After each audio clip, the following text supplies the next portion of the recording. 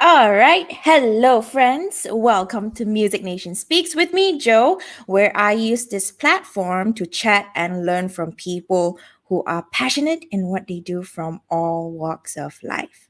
So, before we get into today's guest, a bit of housekeeping to do as usual. Okay. So, Music Nation, which is something that I run and started and created, is offering good cannot English today. I'm sorry, guys. Group vocal classes and group songwriting classes online. So as well as individual classes for singing, guitar, piano, and bass. And right now, due to MCO and things like that, we are doing classes online. So if you are interested in taking music, in taking up music as a hobby right now, we have nothing to do, we can't really go outside.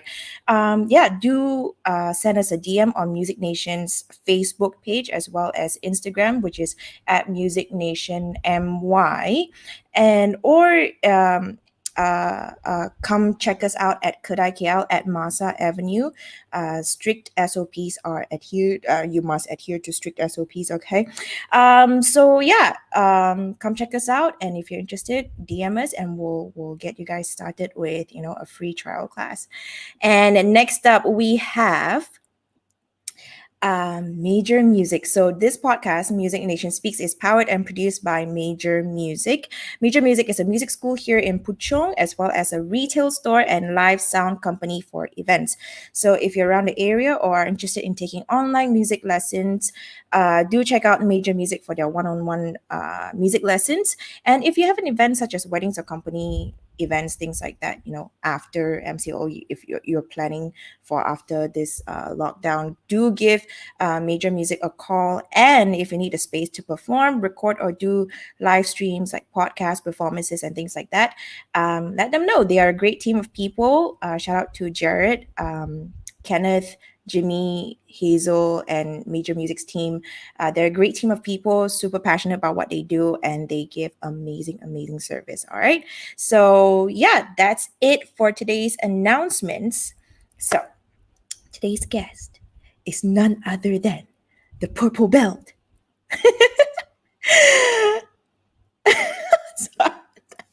Stuart Danker. Hey, Did I say your last name right? yeah, but I'm so totally not a purple belt. Mike is Mike is gonna come like, who gave you a purple belt? He did. Yeah, so funny story, not funny story, our origin story. So I decided to pick up jujitsu last year after the first MCO, and then I think you were there for my first time rolling kan. Was I? Was that your first day? I I think think, that was yeah, I think so. You said, oh, this is my first time. I think so. But that's so long ago. so long. That's almost a year ago. It has to be, right? I haven't been doing it for so long. I don't even know anymore. You need to tell people what happened to you. Where, um, where I tore my abs. Yeah, you told your abs. that's just comes with the package lah, I guess. Yes, I'm not there yet, so I will learn from your experience. I remember the first time I stepped into the gym, and then I didn't know what jiu-jitsu was. I just knew that it sounded cool, and I was very much influenced by Joe Rogan. And if he said it's a good thing, I will do it. So I walked into the gym, and then Najmi was there, and then he was wearing his gi, but with like just his gi, like there's no like rash guard or whatever inside. And I was in his guard, and then Mike was like, "Okay, so put your head on his chest." I was like, Tasty. and luckily, then yeah, then, luckily what? luckily Najmi doesn't has a lot of hair, right? I don't. I think he's pretty smooth, at least. Baby smooth. And then Mike was like, Naj, I think you should go put on a rash guard. 'Cause when Mike was like, okay, put your head on his chest, I just looked at Mike. I was like, nah. But yeah, but I remember very, very distinctly that you were my first rolling partner, sparring partner. Wow. Yeah. And I was so spoiled by you because you were so gentle. You were like, okay, this is what you do, da da da da da. Da.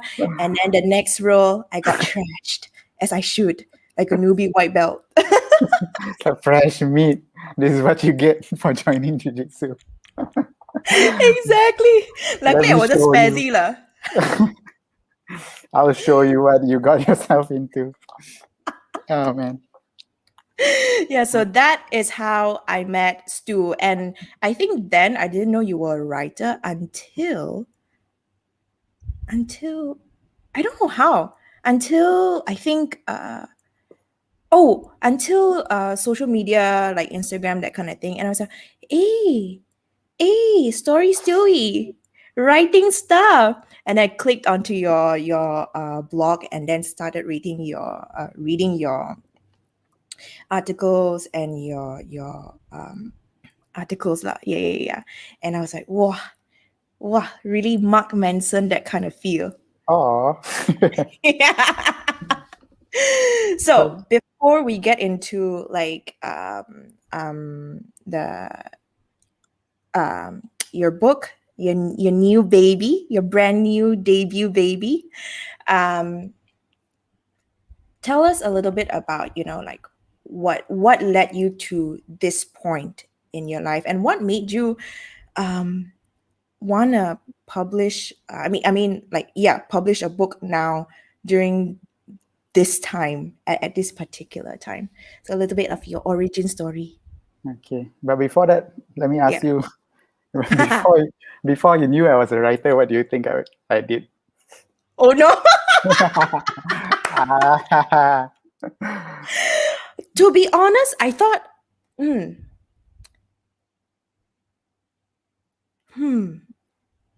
I think, okay, I knew you were a writer pretty soon, but if not a writer, I would think that you were a teacher. What? Why does Yeah. everyone say that? Why does this face look like a teacher to you? Yeah. Okay, fine. Like Yeah. either a teacher or a teacher. Okay, fine. Because he was so quiet, so like, oh, okay, da. And then you trash people. Teachers aren't supposed to be quiet, right? Yeah lah. I mean, can lah. Okay. I guess I'm a bad teacher. Yeah. So yeah, where do you think I should begin? Like, What about right after sekolah menengah or right after high school? Wow. Okay. Yeah. All right. So back in the day, once upon a time. Hey, don't start there lah. Then people will know your age already. Okay. So after sekolah menengah, basically the era was just about doing odd jobs, and I didn't like to study. So technically, I didn't even finish SPM, and then I just sat for the exam, but I didn't go to the entire Form 5 class. I mean, I sat for it just to officially, graduate. And then I passed English, BM, and physics for some weird reason, and that was enough to get my SPM. Yeah. So, but with that credentials, you cannot really go and study anywhere. So I was like, screw it lah, I don't even want to study. So I didn't like school also, right? And then it was just working as cyber cafe attendant, a roadie, insurance salesman, waiter, all these typical odd jobs. Right. Where I don't know, when it came time to choose a career, I actually chose hairdressing. What do you mean it came time to choose a career? Like at what point that you decide? Is it like I need to settle for a long-term job, that kind of thing? Is it? Yeah, because in my mind I was like, I can't be just jumping here and there, being a waiter forever, right? Or what else was I doing? anything part-time, events, 100 ringgit a day. That time it was a big money, right? So I was like, yeah, I can't be doing this forever, right? So then that's when I started thinking, okay, it's time to get a career. So I didn't want to study. So what career was there?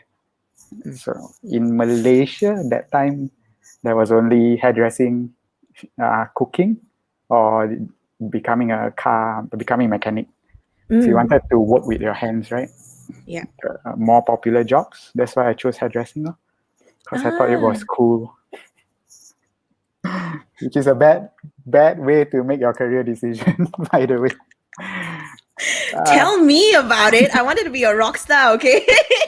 I thought it was so cool. And then you get there and you're like, what? It's actually not that cool, right? Yeah. All the work that you have to do is like, I made a big mistake.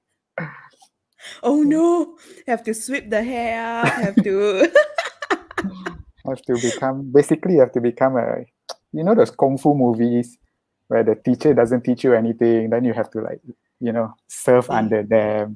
Yeah, that's basically your life. like be their bitch a little bit. Yeah. Like, oh, take that brush. And I'm like, oh, okay. It's the wrong brush. Not the big curling one, the smaller one, okay? How did you have to go for like a hairdressing school or like a course? Yeah, I took the 8-month course, but basically 8 months is not enough to learn much. So the rest you had to learn on your own. I spent 6 years in there. 6 years doing being a hairdresser. Before realizing that it didn't suit me. Wow. Okay, so what made you realize that it didn't suit you after spending 6 years with it? I think the wake-up call was after 6 years, my basic salary was only went up by 300 ringgit. That's when reality started to hit me. That time I was like, 26, 27. I was like, crap, I just wasted all my young adult life not earning money. And now I have no future, and I thought I wanted a career with a future. That was the first time I ever thought of maybe I should try something else, because I didn't really like hairdressing anyway. Right. So from the moment you started the 8 months course, right?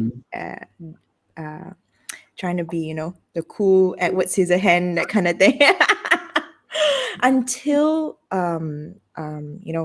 deciding that it's not for you. What was it that you didn't like, and what was the I guess the biggest thing that really besides the salary the thing that you really cannot tahan in hairdressing? I don't know lah. There's so many things. There were the good parts. Like? The good parts were that you didn't need to take work home. Once you close the salon, there's nothing to think about. You're done with work. You can just go home and sleep. Who cares what happens tomorrow, right?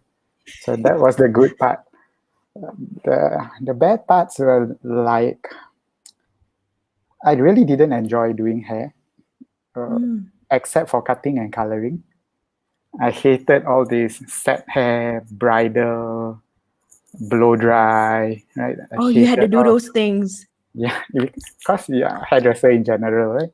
So you had to do everything, and I hated all that. I hated the perms. I only liked doing cool hair.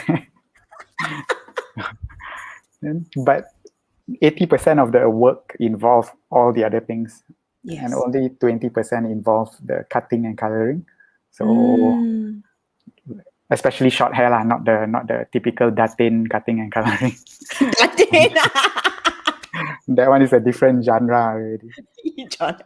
So, and then plus the long working hours, where people have normal holidays like Hari Raya, Chinese New Year. We don't get lah. Yeah, New Year. Those Christmas. are the busiest time. Yep. So that's when I was that's when I just thought like, could I change a career? But I was like 26, 27 and I didn't have an education. So it wasn't something, I didn't see anything that I could do lah. So I just stuck out a bit longer, and that was the beginning of my career. So at that point when you were about to, throw in a towel and be like, screw this, like I'm gonna leave hairdressing forever. Were you and you were saying, like you didn't have an education then, like higher education, like like with good papers to get into like corporate world and blah blah blah. Like were you regretful then, or were you like Not how? at all. Yeah. No regrets at all. It's just that I just felt like I was at a dead end. It's like I didn't care that I didn't have any education. It's Right, just right. like I was like, what next? What do I do now? How? That plus earning very little. It gave me the additional stress like, what am I doing in my life? But I didn't regret one bit for not going to study or whatever, because I don't really enjoy the Studying. whole school thing. The institution thing, like the higher education Yeah, institution thing, like taking bullshit classes and things like that. like you have to learn this pendidikan moral because I tell you to. It's like later on when I tried to get my higher education, I had to learn all these stupid classes. And I was like, why do I have to sit for moral? I'm already like 29 or something already. Why do I have to learn moral? It's like, come on, guys. This is stupid. Tell me about it. Quite We have to take silly, like right? writing classes also, and we already passed SPM. And some of them, it's like, I think they were just putting in just for the education KPI. It's like, you need to have 10 subjects. So the other 3 subjects, whatever, lah, like throw in some moral. History lah, Malaysian history. It's like, just throw in just to meet our KPI. So I really am, that's when I learned that, this institution thing is kind of crap. Yeah. Go rage against the system. Yeah.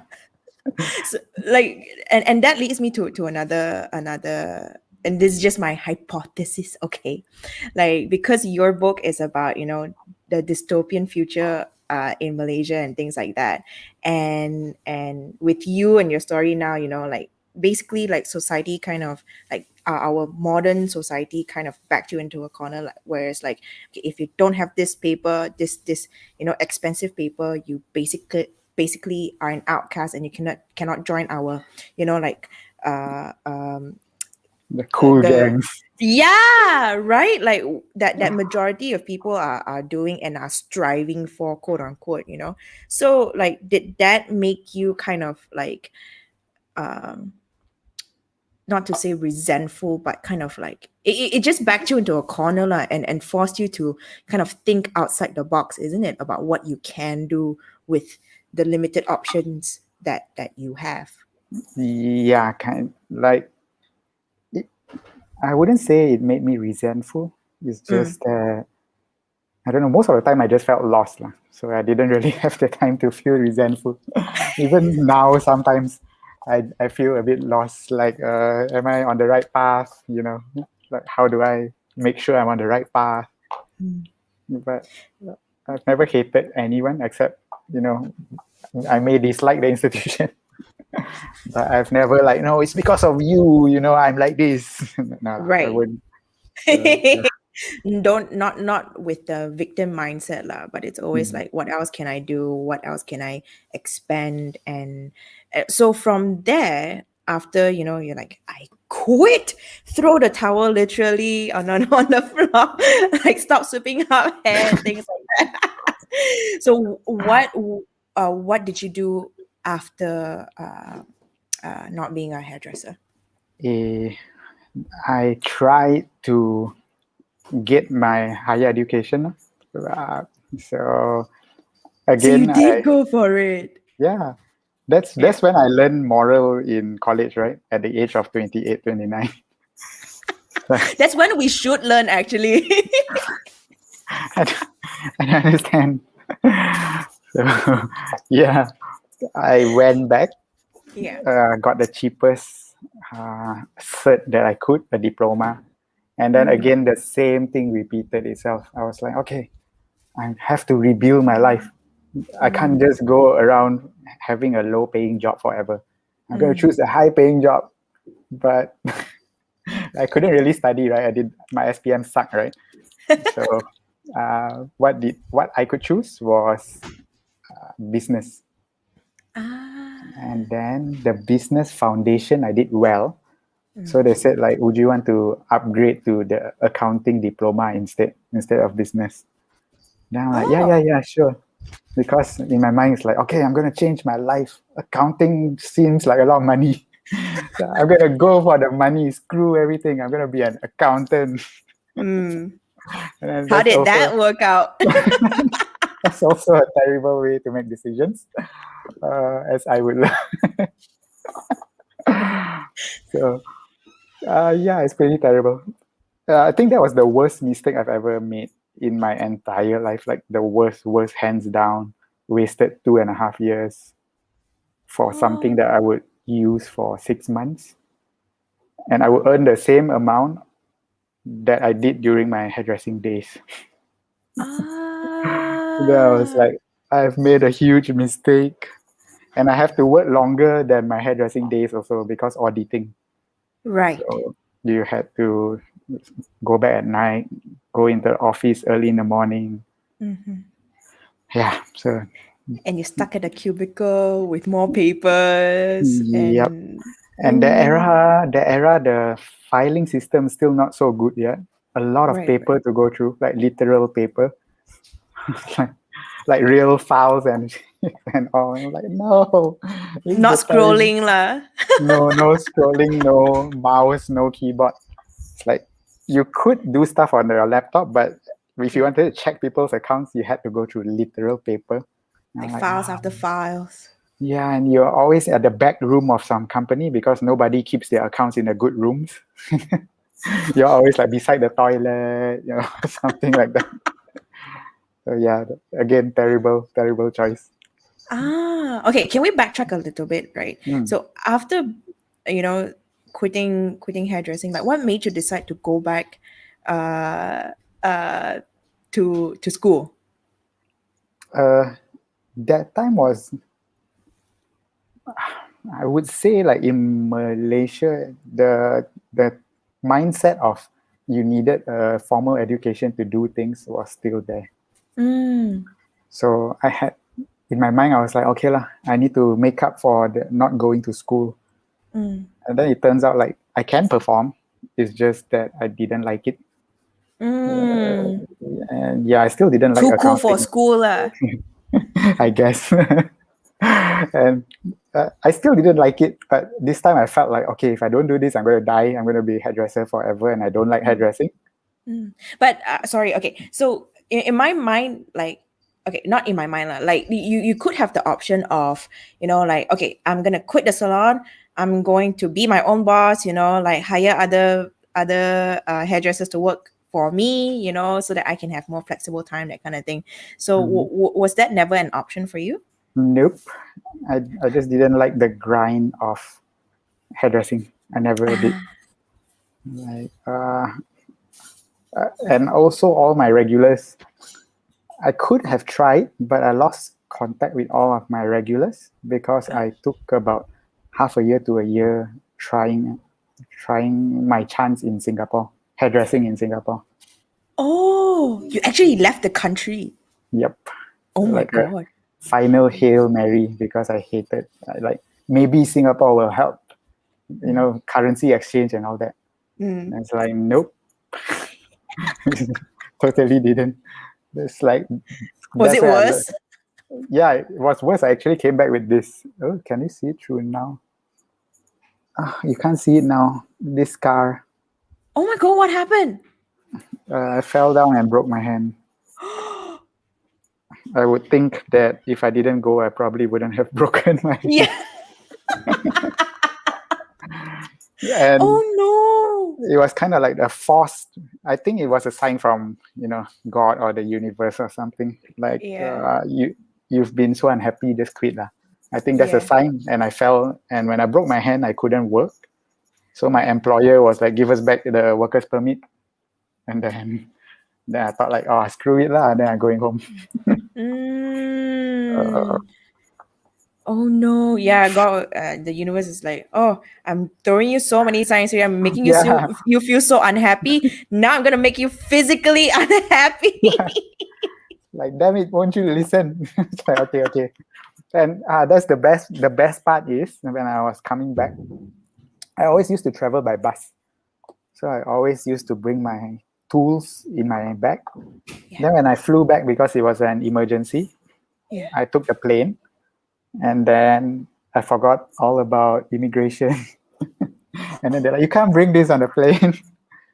And then I had no one to mail it to, no one to carry for me. So they threw it in front of me, like all my tools. And then How that's can like, that not be a bigger sign than that? that was when I really gave up. I'm like, okay lah, fine lah. Let's not be a hairdresser anymore. Even though I don't know what I'm gonna do, but Yeah. I guess that's a sign. So I Yeah. have to listen. Let's never go back there. Yeah, Oh no, they threw it in front of you. yeah, Okay. that's okay. Yeah. That's what? Sorry. That's when I actually started believing in signs from the universe. Mm-hmm. It took yeah, like your what you think was gonna be a career, and then like the tools of it, and then actual people throwing it away in front of you. I can't imagine. It's like seeing somebody throwing away, my mic or something. I would be so, oh my god. Yeah, it's like, and you can't do anything about it, and it's actually Yeah. worth a lot. All these cari makan tools, usually they're expensive, and like Yeah. you're like, I guess not. I guess I don't need to makan this way anymore. Right. And then we take like things like that for granted, like hairdresser, or well, teachers also actually, but musicians, like the tools that we use to cari makan, like a guitar is what, at least 2-3K, and then you bring it to the pub, and people just request like Hotel California, like you're a human jukebox, that kind of thing. And then they don't And even listen to you. yeah, yeah, they just request for the sake of requesting, that kind of thing. So yeah. So after that incident, you're like, okay, no more. Let's go get let's listen to society for a little bit, get my papers, and accounting seems good. Let me go into accounting and get that dough. Why do you think you were wrong, like The, o- in making that choice? the only dough I got was Bodo. uh,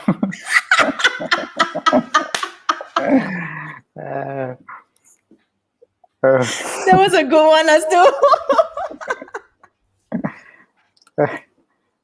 it was wrong actually, even from the beginning. Like, again, I didn't listen to the signs.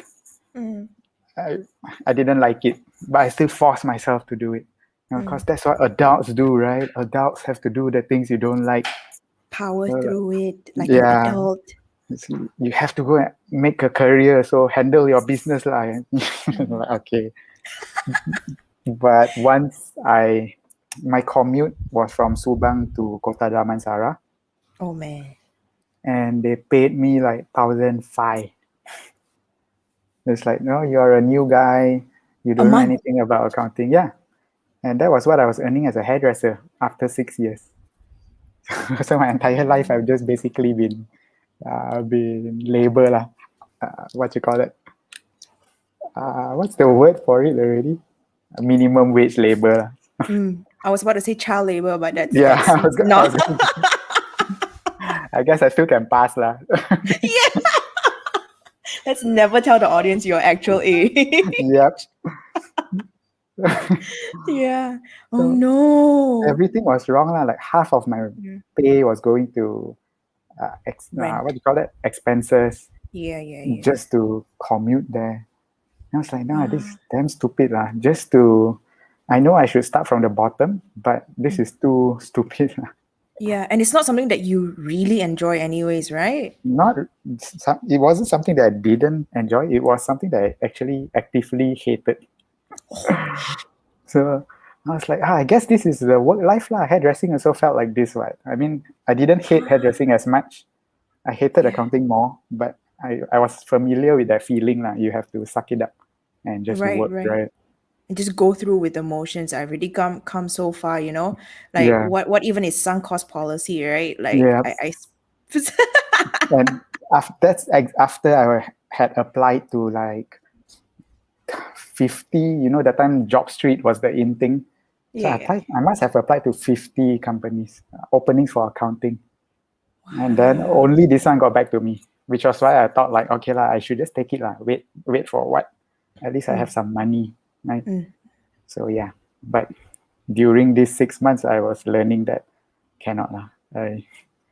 Even all of my friends, they were like, when they look at me like, you accounting, I was like, what's wrong with my face? So You some should will be say a like, teacher, not you an should be a accountant. teacher. Anything but accounting lah. Hairdressing also suit your face better. I'm like, what? It's like, okay lah. I don't even know what that means, but I guess. So yeah, Oh it was just no. it wasn't fun at all lah. Right. So is it fair to say like the intention in the beginning of choosing accounting wasn't right to begin with? Yeah, I think Mm. my whole life the intention just wasn't right. Like I Ah. always wanted something for what it could have given me. Like Mm. I didn't go into hairdressing thinking, oh, I'm going to be the best hairdresser. I just thought like, oh, I want to be cool among my friends. Hairdresser is damn stylish. And then Ah. it's like accounting. It's like, oh, I want to, Make big be, dough. yeah. Yeah. And now it's like, no, become Bodo. It's like so stupid. Like it took, I think it's good also lah, because when you kind of have no more options, Yeah. then your intention becomes more pure lah. Clear. Yeah. Pure. Like you have nothing else to lose anymore. Right? You've tried Yeah. like all of these different things, and then and you're like, okay, now I really cannot, screw around anymore. I really have to get my shit together and really figure out what is it that I have to do to get my life going forward, right? Hmm. And the best part is when you don't have, I don't know, when you don't have options, then you don't really care anymore. Like, screw it lah. What all this while I've been doing things I don't like. Might as well now I just choose something that I might like. You know, Yeah. that kind of feeling that comes from the having nothing left lah. But what is it that makes like us feel like when we really don't have option or anymore, then only we'll give the things that we like a chance. I think that comes from, I don't know. We always want the safe option, so we choose like this one. The percentage of people in here are making money, high percentage of them. So might as well I try this even though I don't like it. Mm, That one everyone says is good. In society, it's a good job. So maybe I give that a chance. My dreams, people will think that, it's a hobby. You are stupid yeah, playing with your time, wasting your time. yeah. So yeah, I guess that's why we don't go for what we want, because we go for the typical confirm Safe. type of things. That gives us security. Socially Mm. as well, not just financially. When we go out, we say, "Oh, I'm a doctor. I'm Yeah. an accountant. I'm Yeah. this. Okay lah, good job lah, settle already lah, But Yeah. I really want to, like I really respect your after hearing not I think most people they would have just like you said suck it up and just like okay, this is what adults must have felt like. This is what my parents must have felt. Just sticking to their jobs, suck it up, and just carry on until the day they retire, I guess. And then like by then they're like 50, 60 years old. Yep. Their life is gone, right? Exactly. Like, and that's what they actually did. So we feel guilty. Like sometimes I think some of my guilt also comes from that. Like seeing my parents work hard and like, that's what they used to do. So it's what I have to do also, right? Yeah, yeah, It's, yeah, yeah. it's very easy to get caught in this uh, social, what you call it, being responsible socially Yeah, based on our previous generations. yeah. What is expected of you also at the same time. Mm. I understand. Oh, but okay, then on another hand, right? It's also like because you know because you have the courage and I guess most I would consider you an artist because you create something, Che, that artists. you create something with your words and everything comes out, that like yeah, words are artistry or poetry artistry. Yeah. So you you actually said, okay, no, I'm very familiar with this feeling. I do not like this at all. Let me see what else I can do, or let me just, try something new, something that I actually like, that kind of thing. And you actually took the step. And I think a lot of the times, our older generation, they they would, actually berate us or like, say things like, no, like you should stick to something safer, da da da da. Is it because secretly maybe they were jealous? Not to say jealous, they're a bit bitter about their choice as well. Like, what? How come that guy get to do it and I didn't get to do it when I was younger? I should have done it. Da da da da da. So I'm a, I'm a, that kind of thing. I I think some adults will do that, but not Yeah. all. Again, you have to think what they did was right for their time because they didn't have the internet. If you want to get a job, you wouldn't know what jobs there are, Yeah. right? So they had to stick it out. They had to do the right thing. But again, maybe it could come from a place where they are a bit bitter. It's like why I didn't get the internet during my era. Yeah. But Who asked you to yeah, born at that time? that's so terrible. World War Two. What's you born Yeah, yeah, during? yeah, yeah. I know. Sorry, I'm being a bit stupid. Playing devil's advocate the whole time. Because you're too nice to. That's what people say in Jujitsu also. It's like you're too nice lah. You should go harder. And I was like, how? I don't know how. Should I go harder? Really? Yeah, you Okay, should. Okay. we're segmenting here a little bit lah. Don't you Okay. feel that, like, okay, as someone who's been practicing a lot longer than I did, and I feel that jujitsu really brought out, that there's nowhere to run. Like you have to face yourself and your opponent on the mats. Like it's like a Mm-hmm. fight or flight, that kind of thing. Like it's either Mm-hmm. you don't do it or you stay on the mats, and then as you are getting the life choked out of you, like you really have to confront yourself. Like, okay, what am I gonna do now? That kind of feeling. Yep. Do Uh, you get yeah, that? I always get that. Yeah, have you every time I roll with people like Kin, he will bring out the best in you. The best slash the worst in you. It's like at least you know that when you roll with him, you know that I have tried my best. Yeah. you know, because if you don't, you're just gonna get trashed. Again, the meteor guys are usually more unforgiving. And then when I Yeah. roll with them, I always get that feeling like, what am I doing here? I could have stayed home, right? Why do I need to waste my time? And There's the suffer. sweat. Yeah, the sweat dropping to my eyes. Like, why am I doing this? I cannot breathe. Should I tap?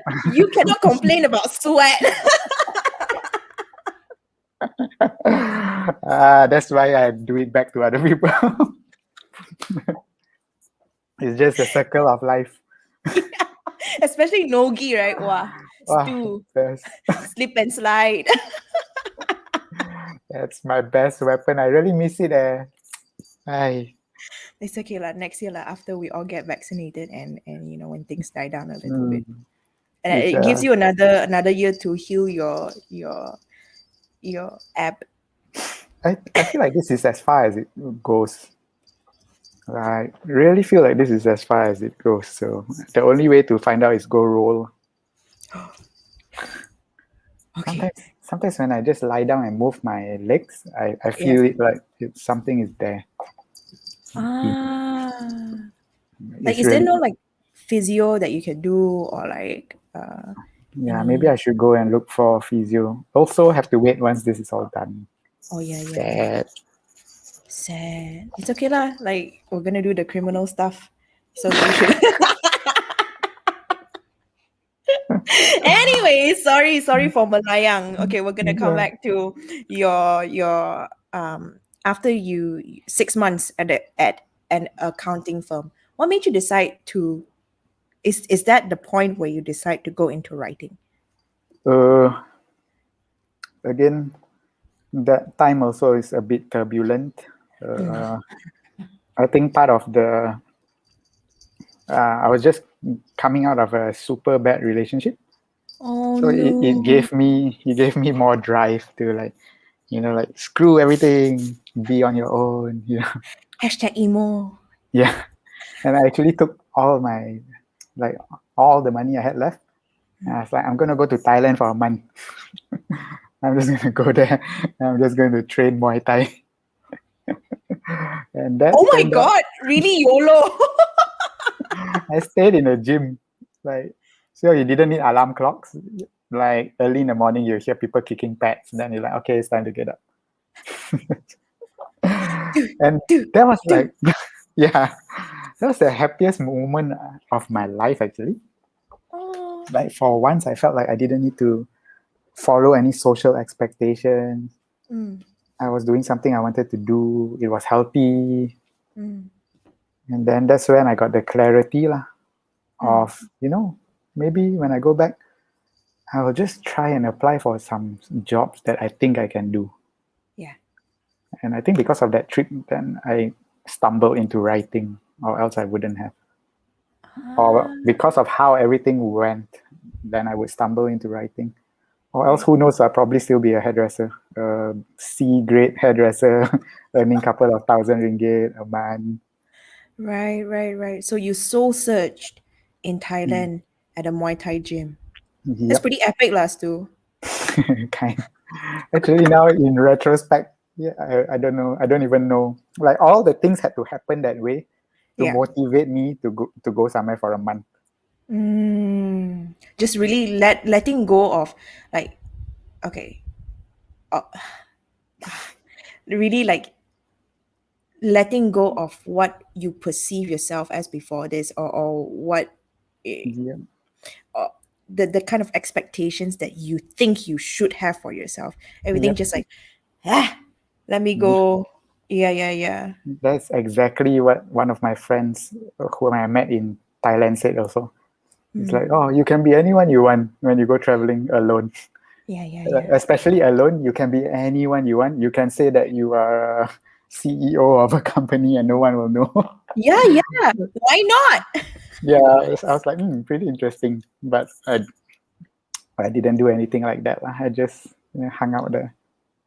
It was the same thing like you said. Like you can just let go. If you want to be someone else, you can be. Yeah. You can just just be lah.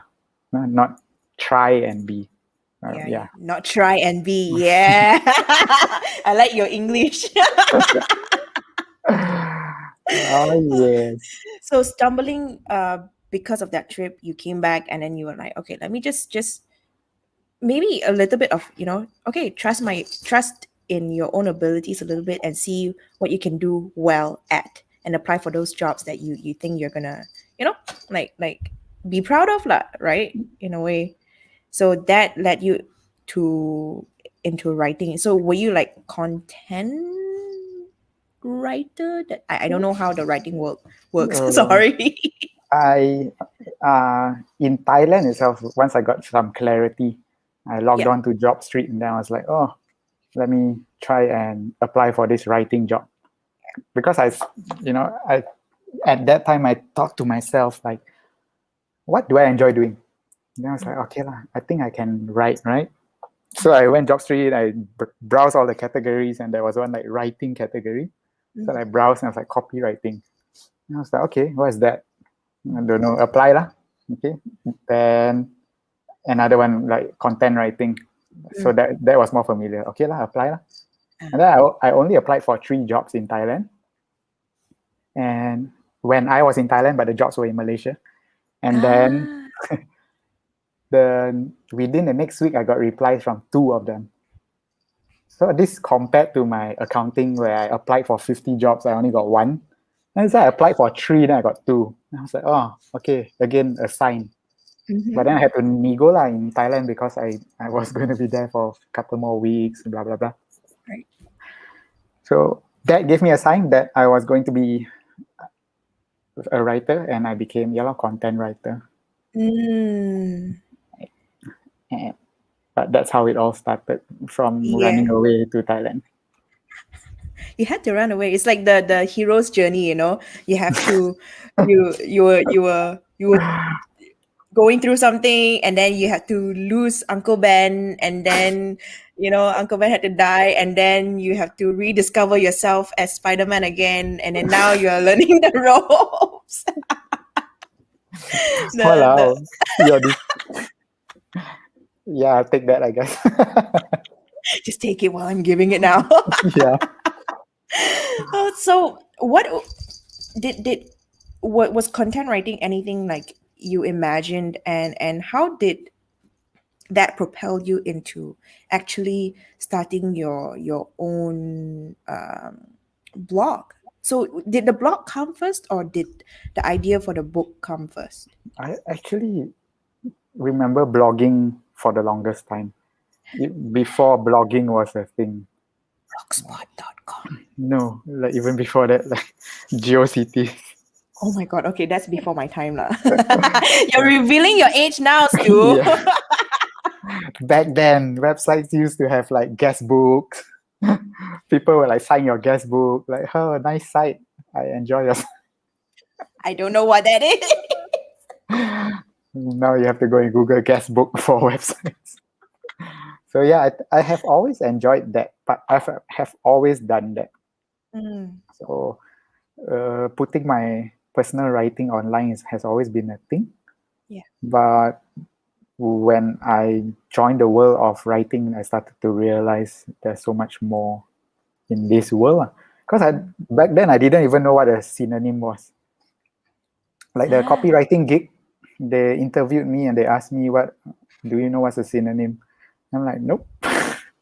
A writer who doesn't know what's a synonym.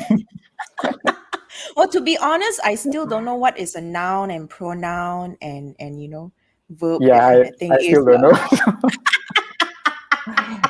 Don't tell my bosses. I don't know what is like past participle or what. If you want to get into all that, I'm like, nope. I only know adverb because you shouldn't use adverbs. That's what they say. Everything else. Like, can you stop putting some conjunction here? I'm like, can you tell me what is a conjunction? For example. Yeah. So yeah, I'm that type of guy. I feel you. Yeah. So going from like what's it called? Putting your stuff out there on the blog and content writing for other people. What made you, when was the time that you decide, hey, I'm just gonna take this blog thing, seriously? And at what point that you thought you could take this your blog seriously? I would have to say only last year. Really? Yeah. Before this, all my blogging has always been, if I got mood, then I put up maybe once a month. Sorry, my It's my so sister's cute. puppy. So cute. He's very excited. He wants me to play fetch. Anyways. So yeah, so what you call it? Where was I already? Oh yeah, uh, it was not serious at all. I didn't care. I just put out posts when you that I have the mood. like. Yeah, no schedule, no nothing, no Mm, discipline. When I mm, actually, even when I started writing fiction, I also mm. didn't care about my blog. Then last year I was like, I think I can do something with it. And as Yeah. because I've also been exposed to Mark Manson, I was like, wow, not bad. His posts, we are pretty similar in niche. I was like, maybe I can follow him. And Yeah. that's when I started like Because taking both it of your more. tone is quite similar actually. Like Yeah. you're the more polite one lah. Like he's a bit more, the subtle art of not giving a that kind of thing. Yep. Uh, but yeah, I actually feel like, hey, somehow it's almost he speaks to me like Yeah. I understand him because the way his voice is similar to what I'm aiming for. Right, right. So that's when I started last year. That's when I started like, okay, I have to take this more seriously, Yeah. post more regularly, be Yeah. more active in the community, and that's when I grew a bit more, but not at least more than I've ever done in the whole past 7 years that I had a blog. Wow. So 7 years. Oh, I think officially 6 or 7 years the blog was online, but this past year I have grown much more than all the years combined. Wow. But not a lot as well. It's easy to grow from zero. Lah. Right, right. Yeah. Even one is growth. Yeah. Yeah, even one is growth and take it lah. Growth is still growth ma, right? Yeah. And from content writing for other people to writing your own articles and setting, a time being disciplined in writing because like I really like your titles. Let me read some titles here. Okay, like from your blog because I do get emails from when you put up a new article. Wow, say Yeah, not bad, subscription. not Okay. bad, not bad. Like you all of your titles and things like that, like life advice for my younger stupid self.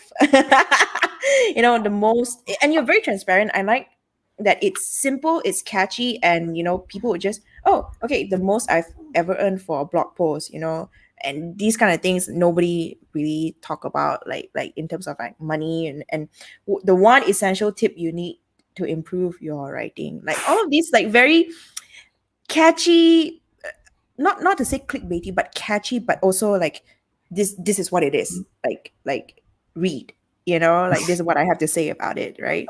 And what can you like what are some of the inspirations and are these things that you think of yourself all the time and then you decide to write it out, or like is there like a planned content because you've been content writing for other people, so you kind The of know the ropes a little bit?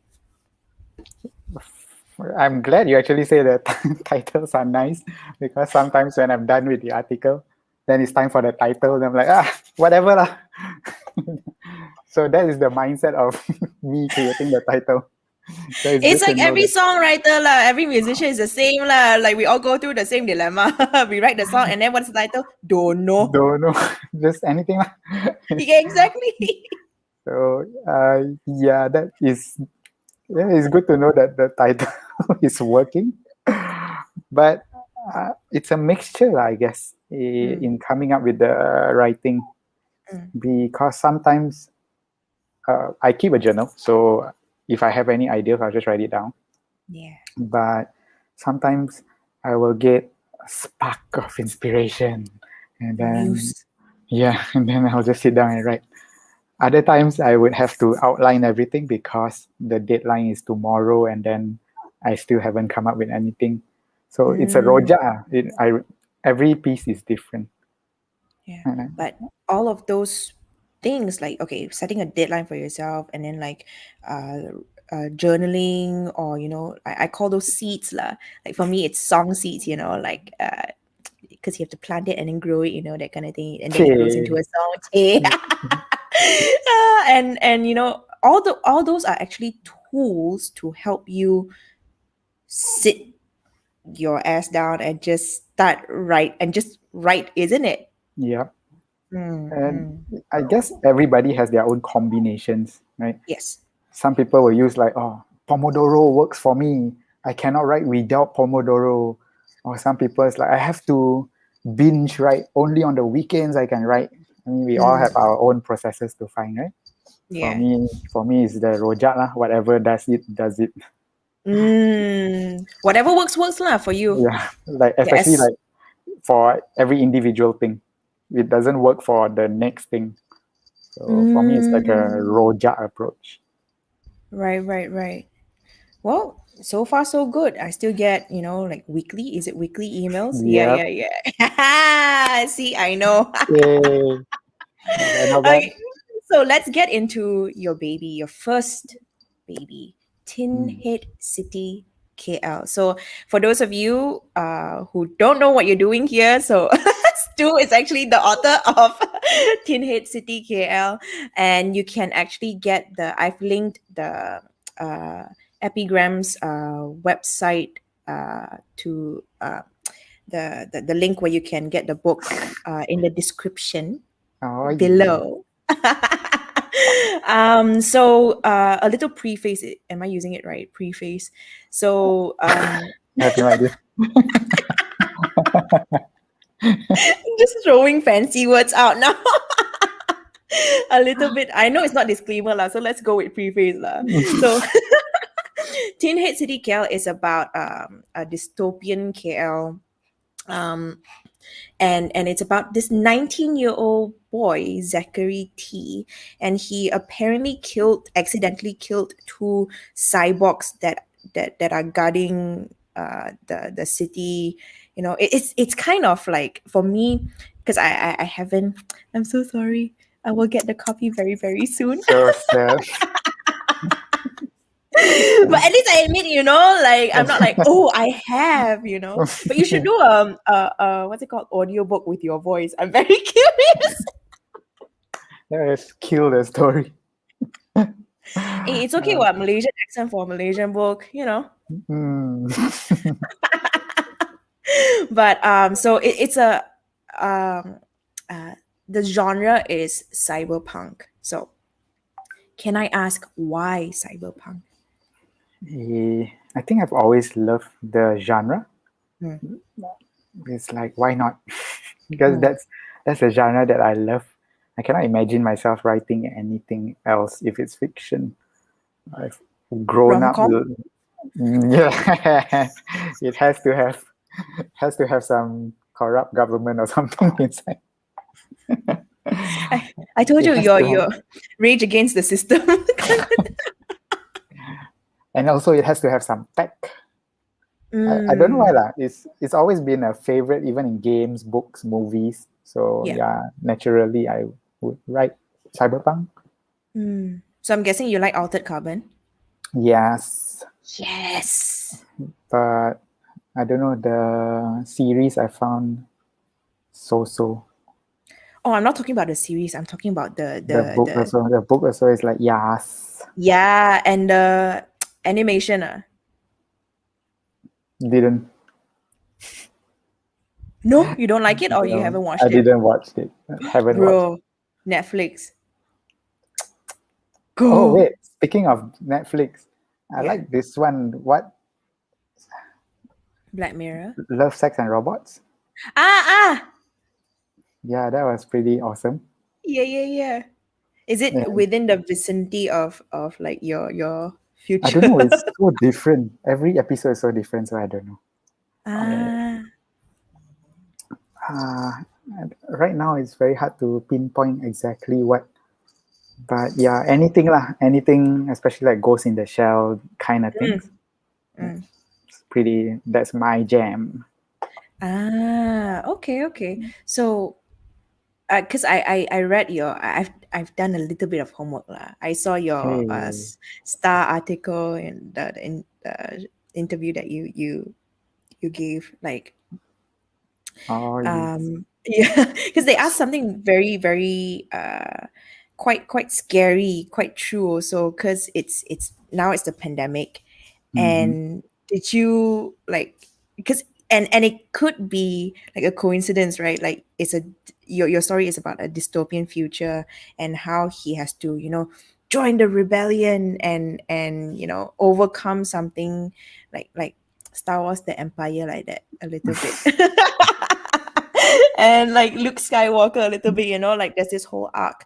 And but now it kind of seems like the society, that the world that we're living in now, it's going through a major shift, and we don't know if it's going to go, but I feel like most likely it's going to go to the cyberpunk dystopian future, with like Elon Musk and his like Neuralink and things like that, and people cloning people, that kind of thing. So Yeah, it's quite scary how close we are to all that, right? It's like it's not right, that far away from all of this tracking you, like Minority Report. tracking is Uh, already here, like my yeah, it's Sejahtera like app. it's already here. Somewhat. What was the movie? Was it Upload or Upgrade, where some millionaire tech dude gave this guy a chip for his brain, and then he suddenly become, he's some super robot. You know that it's all here already. And I'm So not surprised that will be Elon Musk lah one day, like in yeah, 20. it's exactly the movie is like exactly talking about Elon Musk in some way. I mean, as Ah, in the first person that came to my mind, oh, this looks like Elon Musk. I think the movie is Upgrade. Like he just gave this guy a chip to his brain yeah, because he was paralyzed. So the yeah. chip allowed him to walk and run and become a soldier. I was like, Mm. wow, It reminded me of that movie that Johnny Depp did. Uh, upload. Or was it the one where he no, uploaded himself? Is it? he was dying. He got shot. And he was dying, and they're both scientists, him and his wife.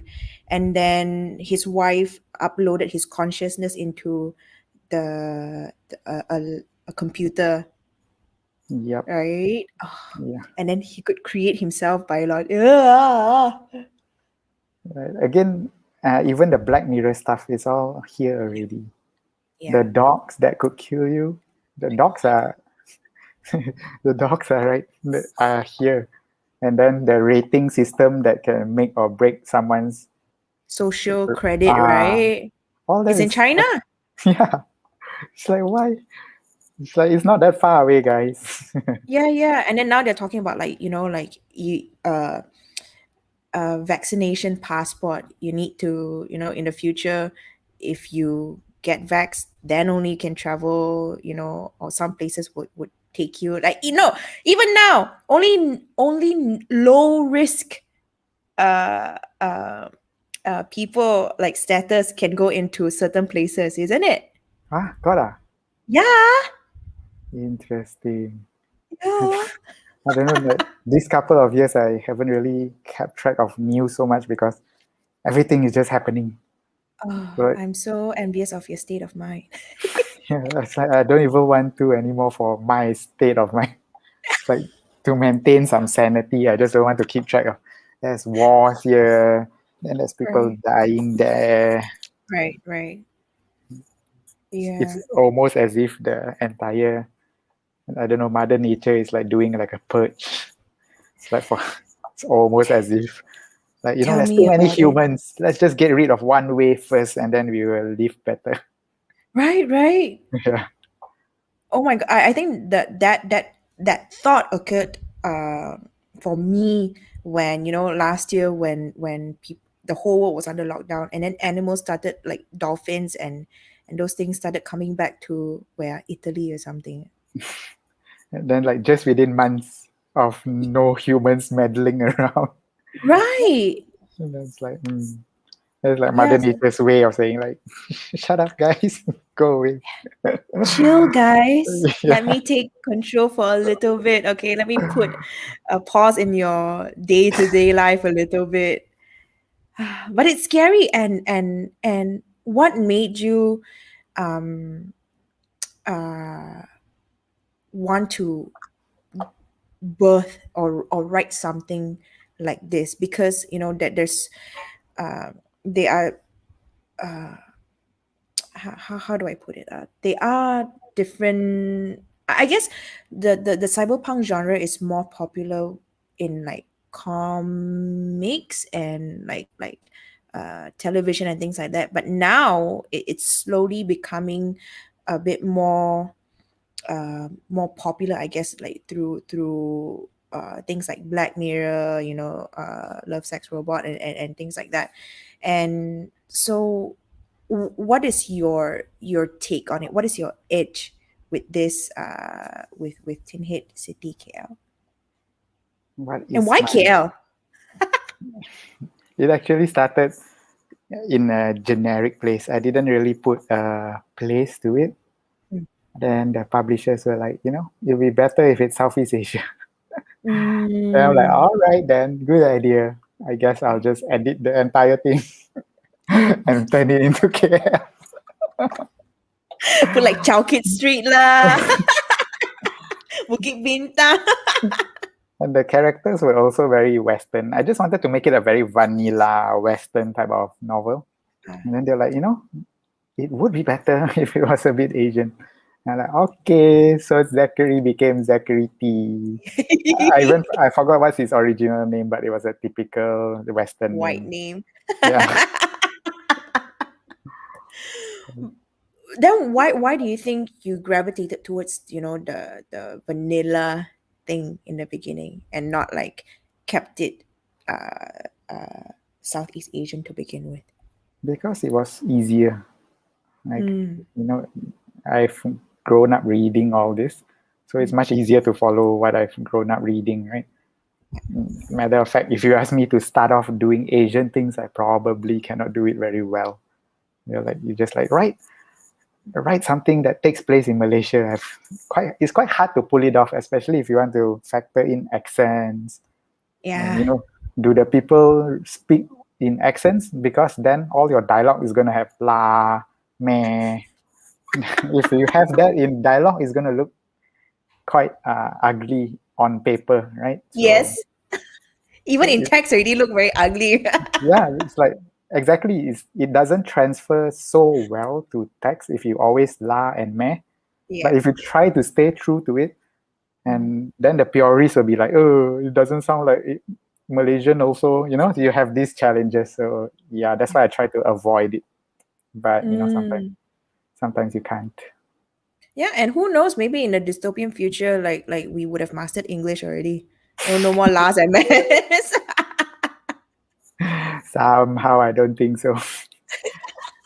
I mean, it's Think good also lah in a way, because it's us. That's Malaysia. yeah. I wouldn't want it to be anywhere else. Yeah, I agree. And so I guess that would be your edge, like that. I don't think there's any novel like fiction in the cyberpunk genre that is in located in KL, like in Southeast Hmm. Asia.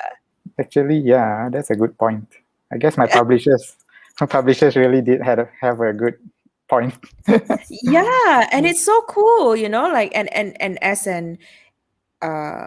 a fiction, a science fiction slash, just general like fiction fantasy fan, like it's so cool to have, you representing us, like yay, Malaysian represent, Oh, and we really? have, yeah, and we have us representing like a thrown into that mix as well, so it's pretty cool. Next time I must make characters out of you guys. From the gym AOS. Kim can be the cyborg. Then we need to have like a Mongolian who's who's a With the bit British accent. who's a bit blur, who doesn't know what's going on. Mike's gonna kill me. If you ever come back to the gym. Oh my goodness, yeah. But how does it feel to, you know, finally send the manuscript in, like the final one, and then from then just waiting for it to be published, and then to have that physical copy in your hands? How did it feel? Yeah, pretty good. Yeah. The good feeling came when they told me like, you have been longlisted. I think Mm, that was the best feeling ever. Even mm, getting my book wouldn't is not as good as that feeling mm. What does because long-listed mean? means before I was shortlisted. So so before the shortlist, there's a longer list which is called the long list. That's exactly what it is. Oh, shit. And then people wonder what we do in a gym. How we commute. Did you actually write a book, Stu?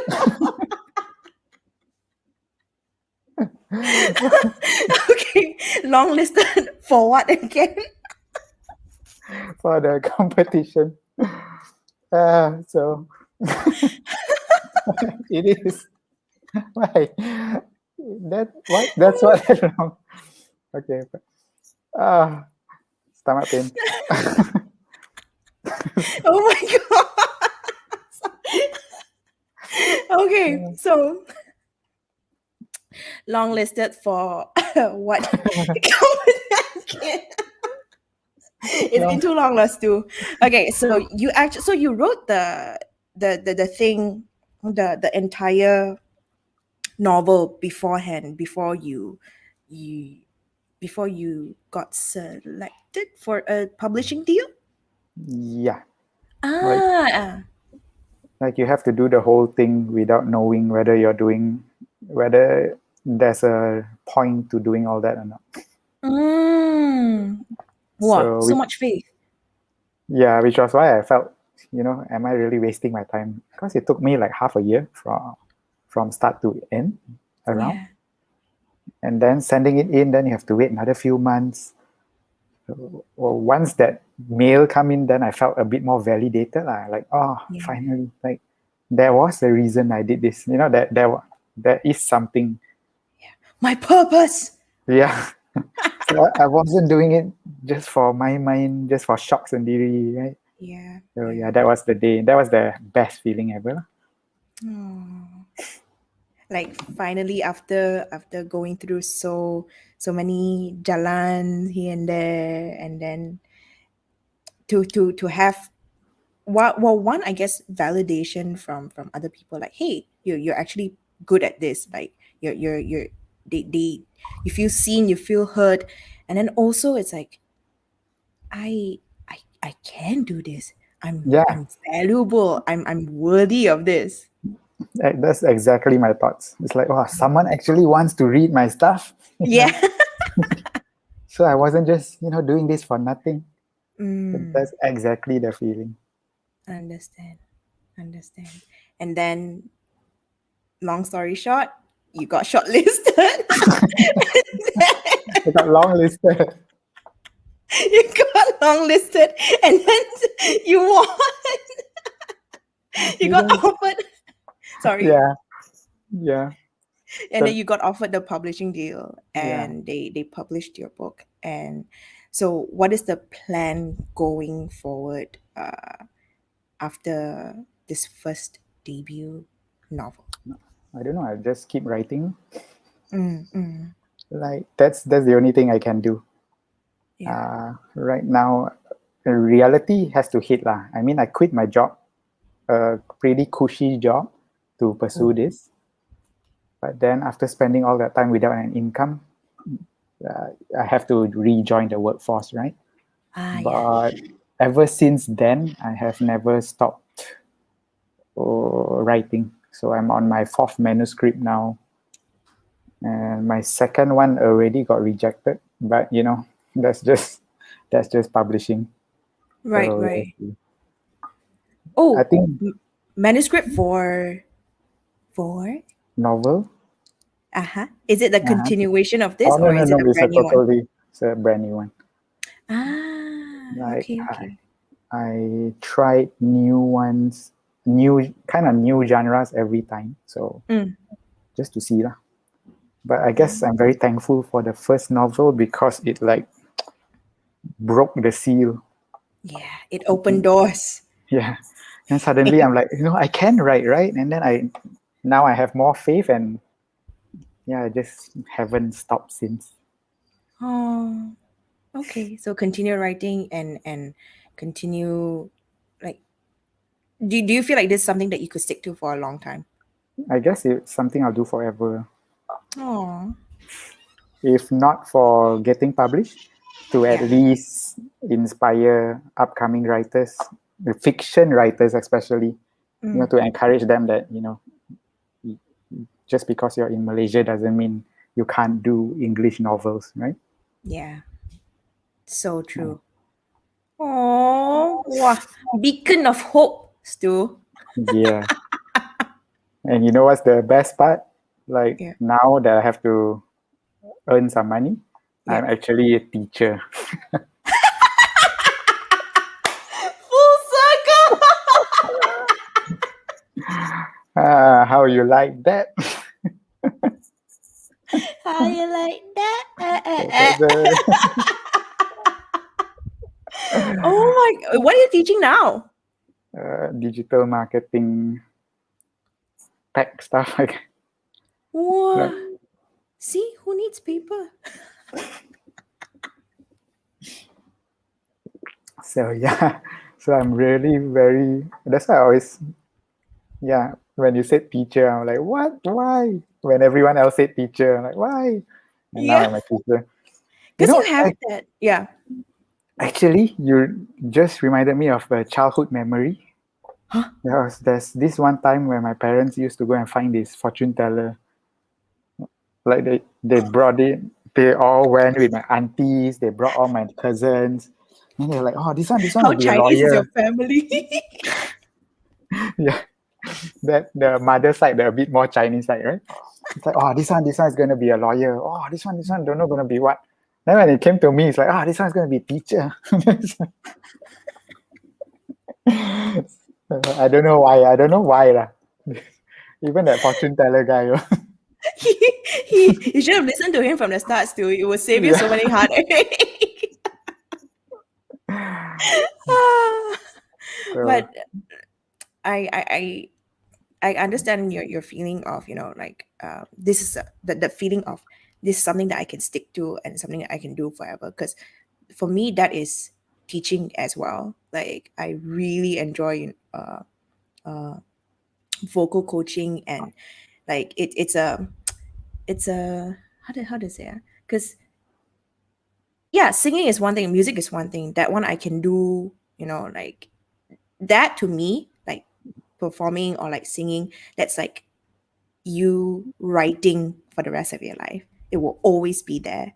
But and to me, I think I relate to what you're saying in terms of like finally finding something that you can stick to for the rest of your life. I think that's super important, and knowing that I don't think that's an identity, but that sort of becomes like a way of life, like how a lifestyle, how you're living and things like that also. Yeah. yeah, there's just something about teaching that I don't know. The feeling of inspiring people is very nice, Yes. right? To know that you are a positive presence in someone else's life. Like Yeah. that's the best part of teaching. Mm-hmm. But I think our fields are pretty similar, because when you Mm. sing or when I write, that is performing. Right? And Yeah. then after that, after hours, then we go and try to inspire. Yeah. Yes. So it's a pretty healthy combo, right? It's Yes. just that oftentimes the performing part is pretty shit. Oops, cannot say. like like you won't always get like sold out stadiums and all. You have to do the equivalent of open mic night where two people are there. Right? Oh yeah. Like that's how my blogging is also. Like you writing for yourself. Those are our shock sendiri times. Mm. Not just shock sendiri, but I guess it's like your rite of passage. Yes. Like comedians, they have to perform in clubs where nobody comes, and then they still have to perform. It's Mm-hmm. like a rite of passage. Yes. And pay your dues, no? Yeah, just have to pay your dues. Yeah. I completely agree. Like a few of my students, they're like, Miss Joe, how do I, uh, start meet people in the industry, get connected, da da da. Go for open mics, go for jam sessions, introduce yourself, like pay your dues, right? And then they're like, don't want lah, can got something easier. I don't want, then when you hear that, you're like triggered. You're like, like you ungrateful little. And then they'll be the ones like now lah, like you say, oh, the older generation, they angry with us because they couldn't, because they had to go for all this open mic stuff. I don't want to go for all this open mic stuff. I just want to Now get there straight away. now we are being the older generation, no? We're looking Oh, at them yeah. like you ungrateful generation. I'm telling you, the way you don't want to take it, it's okay. Go lah, go try. They'll be like, I don't want to listen to all this older generation the way they do this. Exactly how we were. Yeah lah. Now you know how it feels. Oh yeah, now I know. Now I know how my parents feel. Mm. Okay, so I think it's a good well, before we wrap things up, because we've been talking for an hour and almost an hour Ah, and a half. so fast. Yeah, I know, right? I'm not Joe Rogan level yet, lah. 3 hours cannot yet, not yet. But are there and anything you would like to add in terms of writing, or are there any advice? Okay, first of all, boys and girls, if you want writing tips and advice and things like that, please check out Stuart's blog website, because it's very very informational, and it's very inspiring and very motivating and very straightforward lah. And it's very really relatable, so please check it out first before you ask questions. I'm sure your questions will be answered in one of his blog posts. But if somebody new, an upcoming writer comes to you and they're like, hey Stu, I really need advice on how to quote unquote make it, what would be your number one thing that you would always tell them? I always say just right. there's there's no magic formula. Like last time when I used to watch masterclass from what's Neil Gaiman, and who wrote the Handmaid's Tale again? Oh, Margaret. Is it Margaret Ed, Atwood? No, Mike Atwood, right? Atwood, Ed, right? Atwood. She also said like you just Yeah. have to write. And Neil Gaiman is like, yeah, you just have to write. It's that easy and that hard. Then I used Yeah. to watch the videos and be like, damn crap, lah, y'all. That's the worst advice I ever heard. But then now, after actually just writing, Eat your words, Stu. it's the best thing people can tell writers is you just have to write. Like there's no other way already. You cannot get someone to write for you. You cannot find a hack. You just have to write. Yeah. And I hate to give such a generic thing, but that's what I always say, even in my blog posts. Yeah. The I worst thing saw you it. can do is not write. Yeah. So Yeah. And then along the way, you will find your own rojak. You will find your yes, own combo yes, of what works for you, isn't it? yep. And then I think this is pretty similar to yeah, our fields are very similar, because we have to go with the flow, and then we're kind of like outcasts of society a little bit. We have to make do with our own way. And the best piece of advice that was given to me was, take care of the music and the music will take care of you. So if you if you take care of your content, if you take care of yourself as the as the vessel or as the tool to the person who's creating that thing. Take care of this lah, and then keep your mind sharp, keep a disciplined practice, keep some sort of practice lah, and eventually your skills will be honed, your craft will be honed, you're getting better and better every single day. It might not be, a vast improvement that you see, but all of these are incremental, and 2 years down the line you'll be a great writer or a great musician, and then then you can really work your worth lah, isn't it? Yep. That goes very well in this way of thinking also. Like, we are just the radio transmitters or receivers, and then whatever we produce is just signals from the universe. Yes. So I really believe that. Yeah. And even like, I'd hate to put his name so many times, but even Joe Rogan is like, have you read The Art of the War of Art? Yeah. I've bought a ton of them and I gave them to my friends. Like, that also is a very similar concept, right? Like, we are just a vessel, and if we learn to listen to the messages of the universe, Yeah. that's where the greatest works are created, I feel. Yeah. Also, have you tried DMT?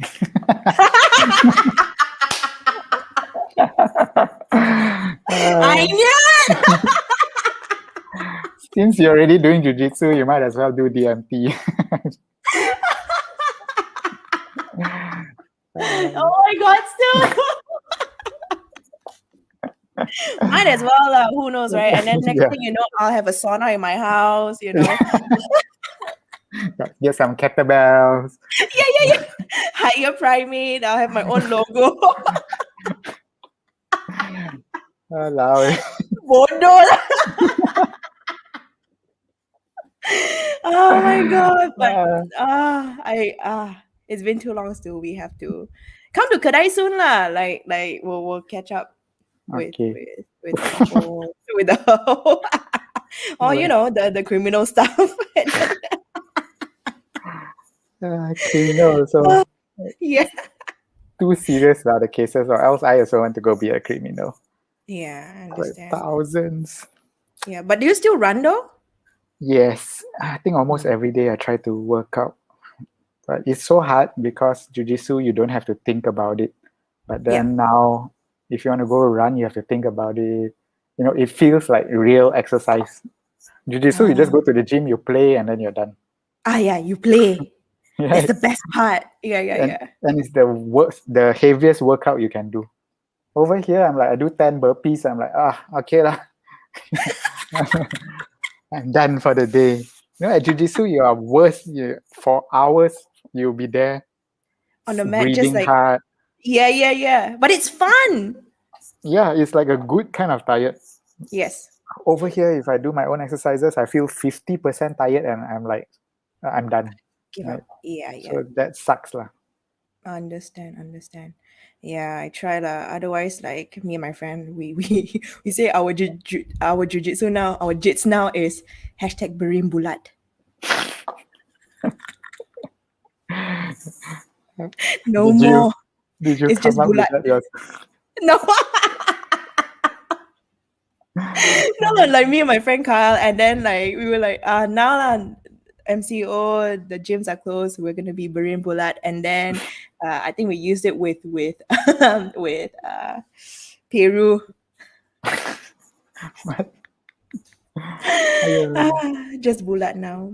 Okay, so anyways, I want to say thank you for taking the time and doing this. I'm not the most organized host, I know, but thank you for layaning me, and thank you for sharing your story. And for people who are interested in, I guess, interested in reading a fiction that is Malaysian made and someone we have in our very own backyard, right? So do check out the link, epigram, right? I'm saying it right. Yes. Epigram Bookshop, and the link is in the description. So if you're interested in a book, please do support our very own local Malaysian author. Right. Oh yeah. Oh yeah. Now you have to wear that title now. Yep. Oh yes. That's the greatest title ever. I never thought I'd be an author. Right? Now you're like you're gonna get the plank made, put on your I'm just gonna table. tattoo on my forehead just to make sure everyone knows. I've worked hard for this, okay? Yeah. The blood, sweat, and tears I've suffered to get to where I am today. Yeah. All right. So thank you so much for doing this. I really, really appreciate it. And I hope the listeners, um, um, enjoy the topics that we go through. Ah, all right. Hopefully. Hopefully, anything to add before we end the broadcast? Nah, it was. Thanks for having me. It was very fun. It was a super fun time. Thank you. And I wish next time we'll do it in person, because now it's really a bit crazy lah. Like to go to Puchong was Yeah. so, yeah. I was looking forward to doing my first podcast in like a studio and all. Like wow. I'm With the so Joe sad. Rogan mic and the Yeah, headphones. that's why. Like get the full Joe experience. The host is also Joe. Yeah, lah. Can I get Joe Rogan? Get Joe Wong lah. Same thing lah. Never mind. Joe Wongan. Oh my god. Okay. Well, let's end here before we carry on some more. Okay, thank you all so much for listening. If you enjoy this episode, and if you enjoy what Stu has to, um, uh, say about writing, and if you, yeah, I mean, check the book out and support our own our local writer and author, and I hope to see you guys again next time very soon. Okay, bye. Bye bye.